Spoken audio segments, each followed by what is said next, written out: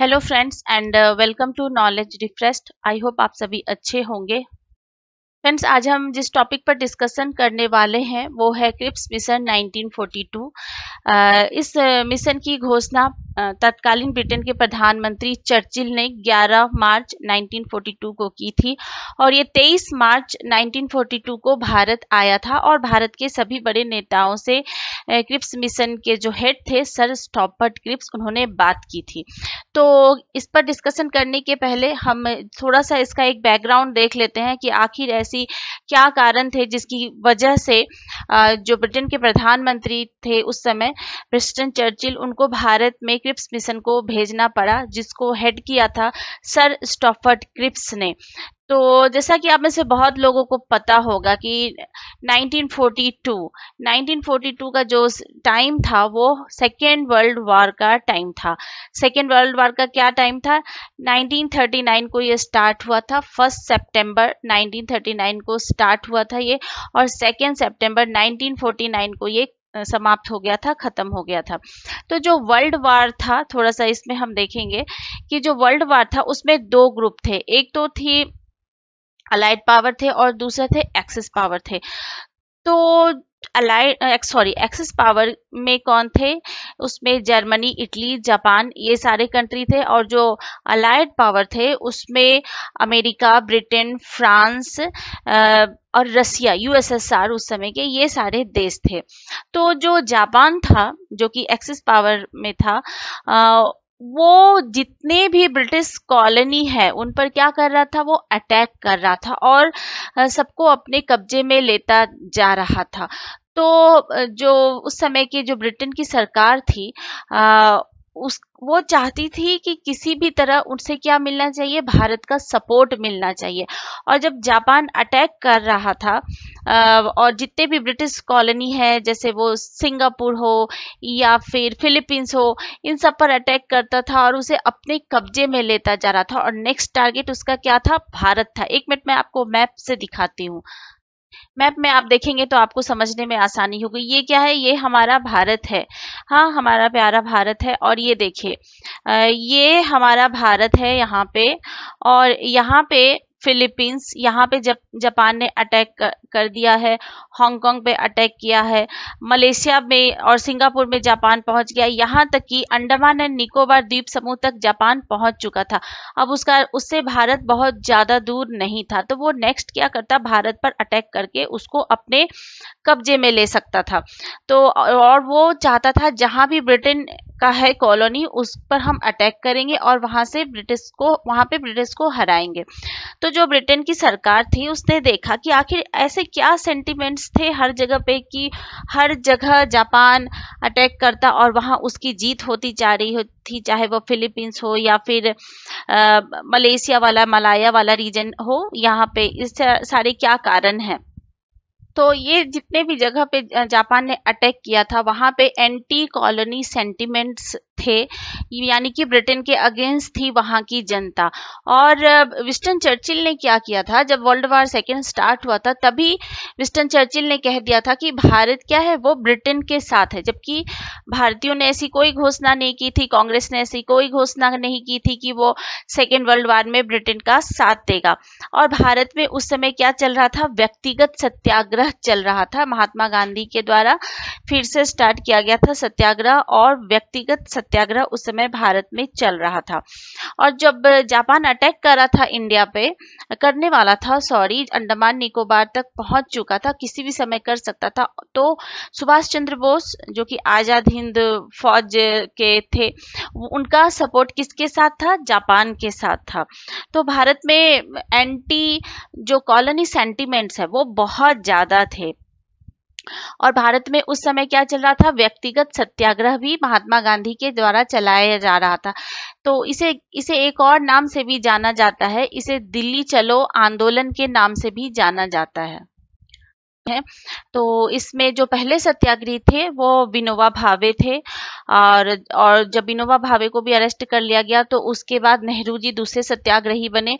और तीसरे सत्याग्रही कौन थे? ब्रह्मदत्त थे। तो ये क्वेश्चन आता है कभी कभी कि जो व्यक्तिगत सत्याग्रह था उसमें तीसरे सत्याग्रही कौन थे या फिर पहले सत्याग्रही कौन थे। तो भारत में उस समय ऑलरेडी क्या था, एंटी कॉलोनियल सेंटिमेंट्स थे, ब्रिटेन के खिलाफ भावनाएं भड़की हुई थी।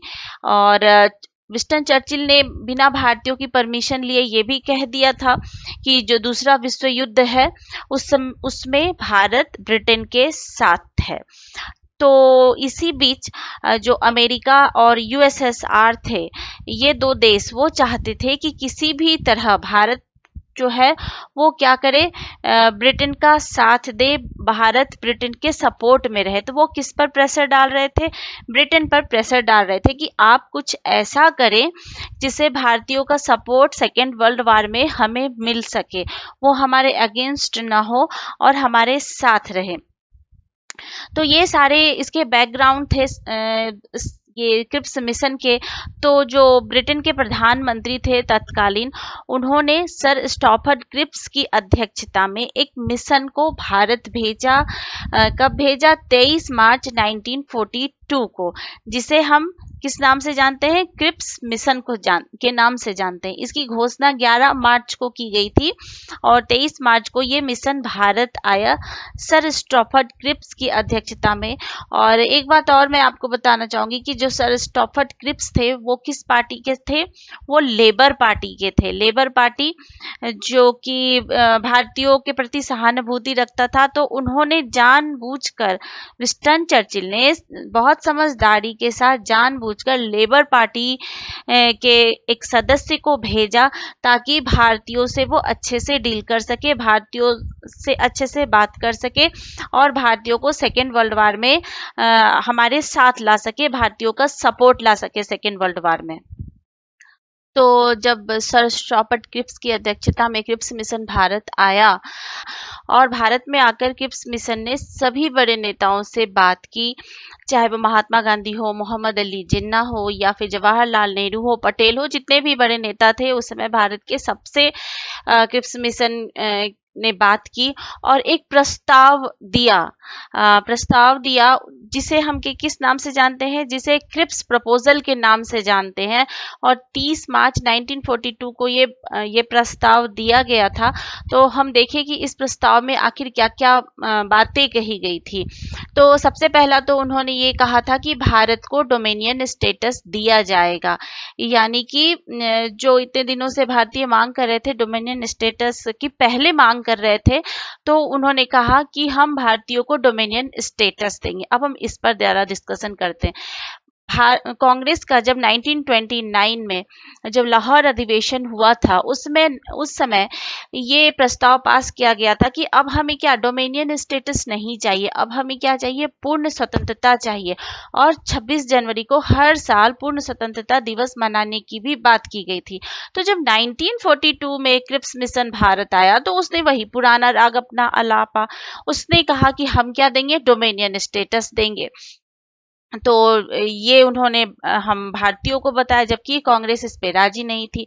और फिर उन्होंने कहा कि जितने भी ब्रिटिश इंडिया है, British India plus princely state है, तो ब्रिटिश इंडिया में कितने प्रांत थे? 11 प्रांत थे और लगभग 600 प्रिंसली स्टेट थे। उनको मिलाकर हम क्या बनाएंगे? फेडरेशन बनाएंगे, एक भारत अखिल भारतीय संघ का निर्माण करेंगे। और उसके बाद जब अखिल भारतीय संघ बन जाएगा तो उसके आधार पर हम कॉन्स्टिट्यूएंट असेंबली का निर्माण करेंगे, संविधान सभा का गठन करेंगे।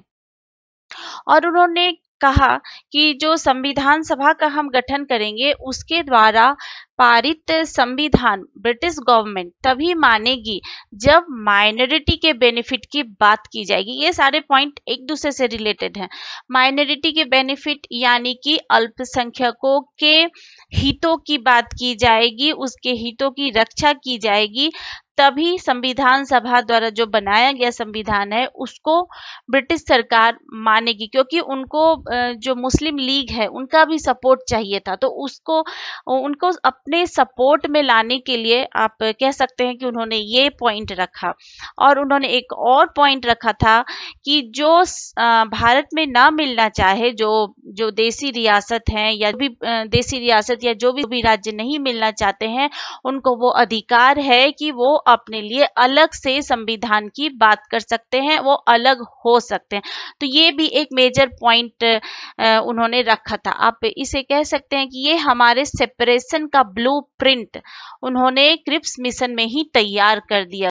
और जैसा कि मैंने आपको बताया कि डोमिनियन स्टेटस की बात की थी, तो अब हमें तो डोमिनियन स्टेटस चाहिए ही नहीं था। 1929 में ही लाहौर अधिवेशन में हम नेहरू जी ने क्या कहा था, हमें अब पूर्ण स्वराज से कम तो कुछ चाहिए नहीं।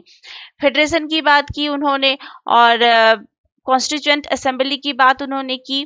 लेकिन उन्होंने ये भी कहा कि कॉन्स्टिट्यूएंट असेंबली की जो भी संविधान है वो तभी मान्य होगा जब माइनॉरिटी के बेनिफिट की बात की जाएगी। तो कांग्रेस ने इसे अस्वीकार कर दिया। मुस्लिम लीग के मोहम्मद अली जिन्ना ने भी इसे अस्वीकार कर दिया। कांग्रेस ने क्यों नहीं इसे स्वीकार किया? क्योंकि डोमिनियन स्टेटस की बात उन्होंने की थी, हमें तो पूर्ण स्वतंत्रता चाहिए थी। और मुस्लिम लीग ने इसलिए इसे अस्वीकार किया गया क्योंकि वो पाकिस्तान की मांग कर रहे थे। पाकिस्तान से कम उनको कुछ अब चाहिए ही नहीं था। तो मैं आपको पाकिस्तान के बारे में बता दूं कि 1940 में पाकिस्तान की बात लाहौर अधिवेशन में सबसे पहले की गई थी। और पाकिस्तान शब्द जो है वो चौधरी रहमत अली के द्वारा दिया गया था। तो मुस्लिम लीग को भी ये प्रस्ताव स्वीकार नहीं हुआ क्योंकि वो पाकिस्तान से कम कुछ उनको चाहिए ही नहीं था। वो किसी भी हालत में भारत का बंटवारा करना चाहते थे। और पाकिस्तान भी जो बना वो ब्रिटिश इंडिया से ही बना, देसी रियासतों से नहीं। ब्रिटिश इंडिया जो जिन पर अंग्रेजों का जिस एरिया पर कब्जा था उससे ही उन्होंने बांटकर पाकिस्तान बनाया था। और जो हमारे अलग रहना चाहे देसी रियासत, वो अलग हो सकते थे। तो ये भी पॉइंट कांग्रेस को मंजूर नहीं था। तो न तो कांग्रेस ने इसे स्वीकार किया और न ही मुस्लिम लीग ने इसे स्वीकार किया। तो क्रिप्स मिशन क्या हुआ? फेल कर गया। भारत में जो इसका आने का मकसद था, अगर आप देखें तो इसका मकसद कुछ नहीं, वो भारतीयों को बस उलझाए रखना चाहते थे। वो चाहते थे कि किसी तरह भारतीयों को हम, आप कह सकते हैं कि थोड़ा सा बस कुछ लालच दिखाकर उनका हम क्या करें, सपोर्ट ले लें। क्योंकि जब कांग्रेस का रामगढ़ में अधिवेशन हुआ था 1940 में, तभी कांग्रेस ने कहा था कि हम सेकेंड वर्ल्ड वार में ब्रिटेन के साथ नहीं हैं। और यूएस, अमेरिका और रसिया ये प्रेशर डाल रहे थे कि नहीं, किसी भी तरह आप भारतीयों को अपने साथ लेकर आओ। तो इसीलिए भारतीयों को खुश करने के लिए आप कहिए कि विंस्टन चर्चिल ने एक चाल चली। और उस समय भारत के वायसराय कौन थे? याद रखिएगा, लिनलिथगो थे। कौन थे? लिनलिथगो थे। तो इन्होंने एक चाल चली और क्रिप्स मिशन को भारत में भेजा। और ये सारे पॉइंट दिए क्रिप्स मिशन ने, ये सारे प्रपोजल्स दिए। और उन्होंने ये भी कहा कि ये सारी बातें कब मानी जाएगी? आफ्टर सेकेंड वर्ल्ड वॉर, यानी कि आप वर्ल्ड वार में हमारे साथ हो और जब वॉर खत्म हो जाएगा तब हम आपके लिए ये सारी चीजें करेंगे। तो ये तो वैसे भी किसी को स्वीकार नहीं था, न तो कांग्रेस को ये बात स्वीकार थी और ना ही मुस्लिम लीग को ये बात स्वीकार थी।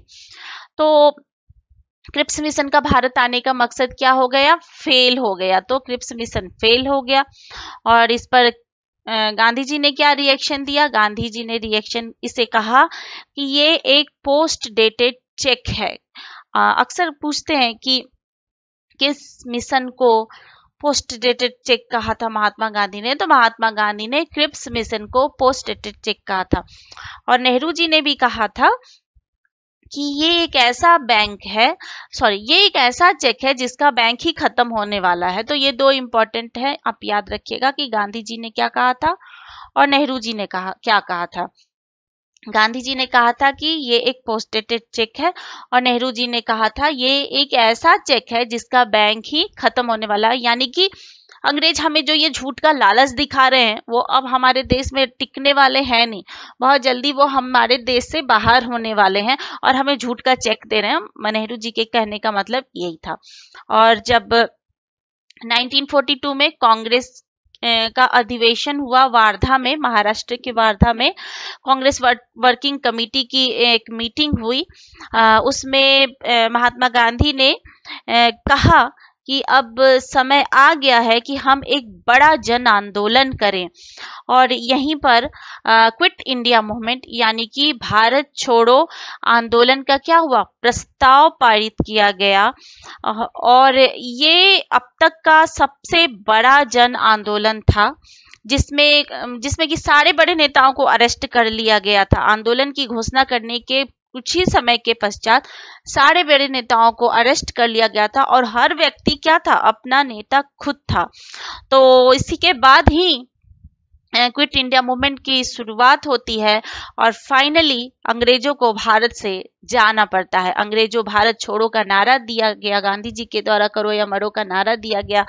तो ये क्रिप्स मिशन के बाद ही ये सारी चीजें हुई। तो नेक्स्ट वीडियो में हम क्विट इंडिया मूवमेंट पर डिस्कशन करेंगे और देखेंगे किस तरह से ये एक विशाल जन आंदोलन, जिसे आप कह सकते हैं कि नेतृत्व भी था इसमें और ये नेतृत्व विहीन भी था, क्योंकि जितने भी बड़े लीडर्स थे सबको अरेस्ट कर लिया गया था। और गांधी जी ने कहा था कि आप अपने नेता स्वयं बनिए, और लोगों ने खुद ही अपने आप को नेता मानकर इस आंदोलन में बढ़ चढ़कर हिस्सा लिया था। तो नेक्स्ट हम इस पर डिस्कशन करेंगे। आई होप आपको क्रिप्स मिशन को समझने में आसानी हुई होगी, और क्यों भारत आया था ये भी आपको समझ में आ गया होगा।